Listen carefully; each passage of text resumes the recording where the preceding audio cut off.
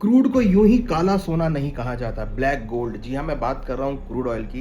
Crude oil को black gold भी कहा जाता है। तो हमने ये देख लिया है कि क्रूड के भावों की वजह से गोल्ड, सिल्वर, कॉपर, इक्विटी जितनी भी चीज़ें हैं सब जो है मुंह देखती रह गई, और क्रूड के भाव सडनली इतने इंक्रीज हो गए कि सबके ऊपर क्वेश्चन मार्क लगा दिया है। तो यहाँ अगर हम बात करें तो ये जियो पॉलिटिकल टेंशन की वजह से क्रूड के भावों में बड़ी वॉलिटिलिटी देखने को मिली। अगर हम देखें तो कोविड के टाइम पर भी क्रूड के भावों में जबरदस्त मूवमेंट देखने को मिली थी।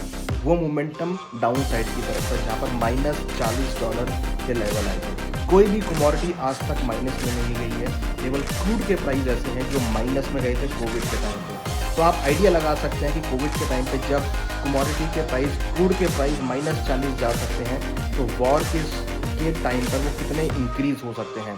तभी यहाँ अगर हम देखें तो ईरान कह रहा है कि क्रूड के भाव $200 तक जा सकते हैं। वहीं यूएस के ऑयल सेक्रेटरी कह रहे हैं कि क्रूड के भाव किसी भी हालत में $200 नहीं जाएंगे, चाहे स्ट्रेट ऑफ हॉर्मुज पे जितने भी रेसेस हैं उसको यहाँ पर रोक दिया जाए।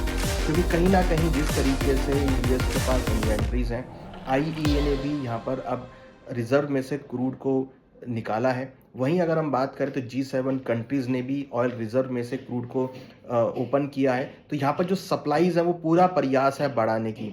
चाहे ईरान कितना ही कुछ कर ले, यहाँ पर क्रूड की सप्लाई बढ़ती हुई नज़र आ सकती है, ऐसा मानना है G7 कंट्रीज़ का और ऑयल सेक्रेटरी, यूएस के ऑयल सेक्रेटरी का। तो यहाँ अगर हम देखें तो बहुत बड़ा एक गेम प्लान हो रहा है जो कि यूएस और ईरान के बीच वॉर का रूप ले चुका है, और कहीं ना कहीं ये टोटली डिपेंड है क्रूड के प्राइसेस पे।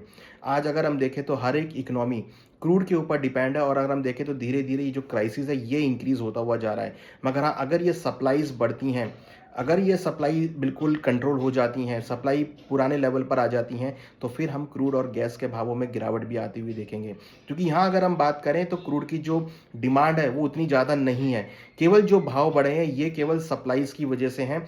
सप्लाई डिस्टर्ब होने की वजह से, सप्लाई ब्लॉक होने की वजह से क्रूड के भावों में हमने एक रैली बनते हुए देखी है। और अब क्रूड के भाव अगर आप देखेंगे तो दोबारा से 95 से लेकर $100 के आसपास आते हुए दिखाई दिए हैं। तो लग रहा है कि अगर ये वॉर चलती है और अगर क्रूड के भावों में दोबारा से कोई आग लगती है, या अगर कहीं पर भी स्टॉपेज होता है, कहीं पर भी ब्लॉक होती है इसकी जो सप्लाईज हैं, वहाँ पर फिर आपको तेजी आती हुई दिखाई देगी। हालांकि यूएस, बाकी सब कंट्रीज भरसक प्रयास कर रही हैं कि क्रूड की सप्लाई मेंटेन रहे। और अगर हम देखें तो इंडिया की तरफ भी अब कुछ शिप्स जो हैं वो आने लग गए हैं, और क्रूड की सप्लाई जो वो पोर्ट्स के ऊपर दोबारा से देखने को मिली है। तो कहीं ना कहीं अगर आप देखेंगे तो बहुत वॉलेटाइल मार्केट देखने को मिल सकती है।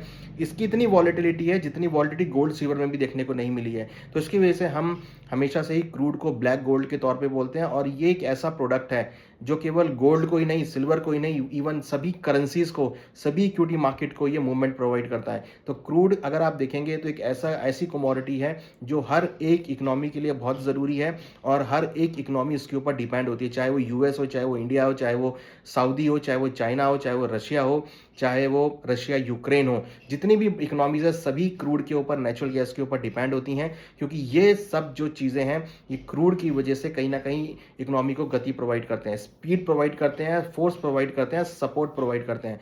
तो यहाँ अगर हम देखें तो क्रूड के भावों में बहुत सारी अटकलें आ रही हैं कि क्रूड के भाव कहाँ जा सकते हैं, ऊपर जा सकते हैं, नीचे आ सकते हैं। मगर हमारा ये मानना है कि क्रूड के भावों में आपको बहुत वॉलिटिलिटी देखने को मिलेगी। डाउन साइड में $80 और ऊपर में करीबन $110, ये फिलहाल अभी रेंज लग रहा है। और यहाँ पर जब भी आपको डिप देखने को मिलेगा, एक उछाल देखने को भी मिलेगा, क्योंकि जब तक ये वॉर चल रही है, ये वॉर क्रूड के भावों को सपोर्ट प्रोवाइड करती हुई नजर आएगी।